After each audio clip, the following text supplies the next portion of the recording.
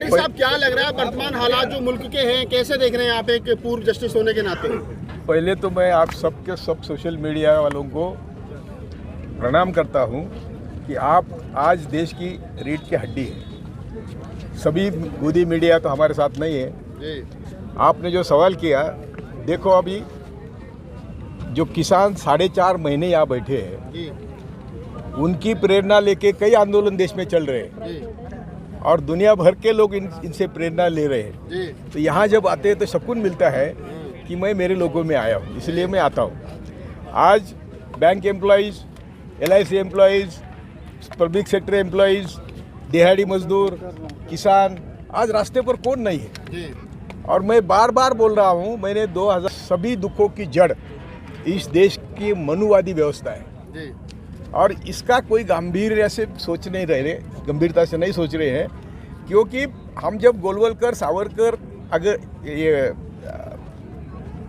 सावरकर और तिलक पढ़ेंगे तो हमको मालूम होगा उनका कहना है कि हम देश के मालिक हैं, आर्यभट्ट ब्राह्मण देश के मालिक है और आप सब लोग हमारे गुलाम है। 2 जून की रोटी आपका अधिकार है।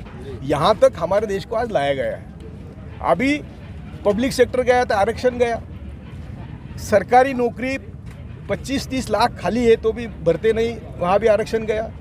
तो पहले उन्होंने दलितों को हाथ लगाया, मुस्लिमों को हाथ लगाया, आदिवासी यानी ट्राइबल को हाथ लगाया और बाद में उन्होंने जब सब देश बेचना खत्म हो गया तो किसानी पर हाथ लगाया, क्योंकि किसानी में पूंजीवादियों के लिए इतने पैसा उपलब्ध होता है कि देखो अभी यदि इनके गोडाउन भरेंगे, गोडाउन बनाए इन्होंने अंबानी ने, अदानी ने, तो वो क्या हमारी सेवा करेंगे?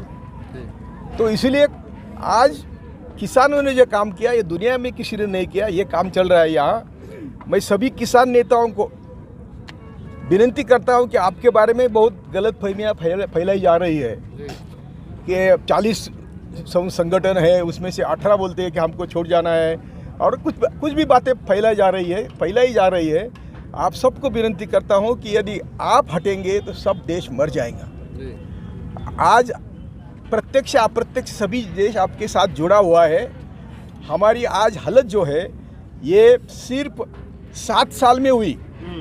स्वतंत्रता के पहले थी, स्वतंत्रता के बाद जो थोड़ा बहुत मिला, मैं नहीं कहता कोई भी पार्टी हरिश्चंद्र है, लेकिन हमें आज पहले संघ को हटाना है, मनुवादी विचारों को हटाना है पहले, और बाद में सभी पार्टियों को हम निपटा लेंगे। लेकिन आज की जो ज़रूरत है, तो मैं आपके माध्यम से सभी भारतवासियों को विनती करता हूँ, जो भी अनाज खाता है वो सब किसानों के साथ आना चाहिए। जब भी किसान पुकारे हम साथ उनके साथ आना चाहिए। और क्यों आना चाहिए? तो अभी देखो सब आगे, जो मध्यम वर्ग मोदी घर घर मोदी कर रहा था, उनके प्रोविडेंट फंड पे आँच लगी है, उनकी परमानेंट नौकरियाँ गई है, उनके बैंक बैलेंस पर उनका धोखा है, यानी बैंक डूबी है, LIC डूबी है। जो मध्यम वर्ग था, जो मोदी कर रहा था, उनको भी मालूम हुआ। लेकिन ऐसा कि एक बार अंधभक्त आदमी बनता है तो उसको बाहर निकालना बहुत मुश्किल होता है। तो ये जो अंधभक्त है, इनको बाहर निकालना चाहिए। इसलिए हम लोग काम कर रहे हैं कि हमारी आज ज़रूरत है कि हम किसी भी हालत में देश का हर नागरिक हम साथ आए और हम पहले मनुवाद का मुकाबला करें। हम नहीं कहते कि हम कुछ मारामारी करनी चाहिए, हम कुछ तलवार लेनी चाहिए। हम कहते हैं कि संविधान के दायरे में अहिंसात्मक मार्ग से, जैसे किसान यहाँ बैठे हैं, वैसे देश के कोने कोने में हम सब लोग बैठना चाहिए और मनुवाद को विरोध करना चाहिए, संविधान का संरक्षण करना चाहिए। और इसीलिए आज देखो, संविधान कहता है कि हम सब बराबरी के हैं। किस में? सोशली, इकोनॉमिकली और राजनीतिक, यानी हम राजनीतिक स्तर पर, सोशल स्तर पर और आर्थिक स्तर पर भी सब एक होना चाहिए। एक संविधान का ध्येय है, यानी संविधान शोषण मुक्त समाज की निर्मित चाहता है। और हुआ क्या अभी 7 साल में? तो शोषण बढ़ा है और इतना बड़ा है कि हम अभी 2 जून के रोटी को भी महंगे हो गए। इसलिए आपका मीडिया बहुत काम करता है।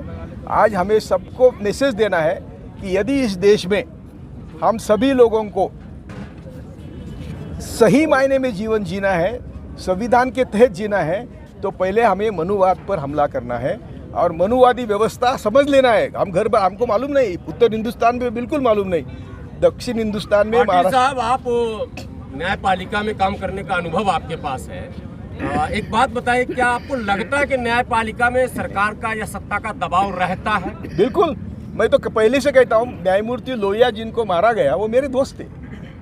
उन्होंने मुझे ये सब इतला किया था, उनके लोग मेरे पास आए थे कि मुझे 100 करोड़ की ऑफर है और मैं नहीं लेना चाहता और मैं अकॉर्डिंग टू जस्टिस, कानून की जस्टिस करना चाहता हूँ। उनके जो लोग मेरे पास आए थे उनको मार दिया गया, वो भी जो मेरे पास आए थे उनको भी मार दिया गया। तो बोलने का मतलब क्या है, तो इन्होंने पहले लोहिया को मार के मैसेज दिया, 2015 की बात है, कि हमारी सुनो, 100 करोड़ ले लो नहीं तो मरो। चीफ जस्टिस बना गोगोई, मीटू लगा दिया। और भी कोई बातें थी, तो चीफ जस्टिस के पहले जो वो क्या बोलते हैं हिंदी में मालूम नहीं मुझे, वो शेर की बात कर रहे थे। 4 जजेस बाहर आए, जजेस चीफ जस्टिस के खिलाफ पत्रकार परिषद ली और सुप्रीम कोर्ट में दबाव आता है, इसलिए काम नहीं हो रहा है, ये खुद जजेस ने कहा। साहब, आपने कहा कि मनुवाद को खत्म करना पड़ेगा, संघ से लड़ना पड़ेगा, तो जो लड़ेगा कौन? Yes. इस देश का जो मोस्ट बैकवर्ड है, जो 52% है टोटल आबादी में, वो तो संघ की और मनुवाद की शाखाओं में जा रहा है। वही तो बात मैंने बोला, एक बार जो भेजा सड़ाया उसको दुरुस्त करना तो आपका काम है, हमारा काम है, और आप कर रहे हैं। मैं इसीलिए तो आपको प्रणाम किया पहले कि आपका ही काम है। अभी गोदी मीडिया तो हमें मदद नहीं करेगा, ये काम हम सबको मिलके घर घर जाके करना पड़ेगा। इतना आसान काम नहीं, लेकिन ये किसानों के माध्यम से शुरू हुआ, इसलिए पहले किसानों को नमन, दूसरे आपको नमन, इसलिए मैं आता हूँ यहाँ। तो आपका सही सवाल है। और आपने जो कहा कि 7 साल में सुप्रीम कोर्ट ने क्या किया, देखो ना, 7 साल जब से सुप्रीम कोर्ट मोदी आया है, तो सुप्रीम कोर्ट ने एक भी ऐसा डिसीजन नहीं दिया कि जो गरीबों के हित में है, जो किसानों के हित में है, जो दलित पिछड़े के हित में है।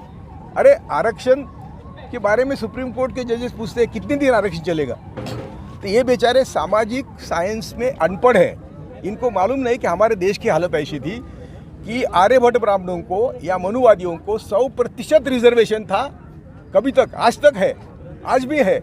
और जिनको थोड़ा बहुत रिजर्वेशन मिल रहा है, ये रिजर्वेशन के खिलाफ सुप्रीम कोर्ट बोल रहा है। तो आज सभी, इन शॉर्ट में कहता हूँ, संविधान ने अपने अपने दायरे में काम करने के लिए जुडिशरी की अपॉइंटमेंट करी है, ब्यूरोक्रेसी की अपॉइंटमेंट करी है।